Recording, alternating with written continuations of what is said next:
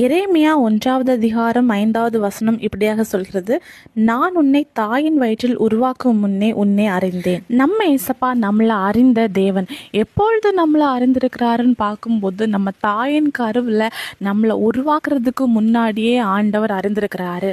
நம்மளை அறிந்த தேவனுக்கு நம்ம எப்படிப்பட்டவங்க, இன்னும் நம்முடைய எதிர்காலம் எப்படிப்பட்டதுன்ட்டு கட்டாயம் அவருக்கு தெரியும். அவருக்கு மறைவானது ஒண்ணுமே இல்லை. இன்னைக்கு நீங்க அநேகம் தரம் சொல்லலாம், என்னை யாருமே புரிஞ்சுக்க மாட்டேங்கிறாங்க, என் வீட்டில் உள்ளவங்களே என்னை தப்பாக பார்க்குறாங்க, நான் ஒன்று சொன்னால் அவங்க இன்னொன்னா புரிஞ்சுக்கிறாங்க, என்னை ஒதுக்குறாங்க, வெறுக்கிறாங்க அப்படிலாம் நீங்கள் சொல்லி அழுது புலம்பலாம்.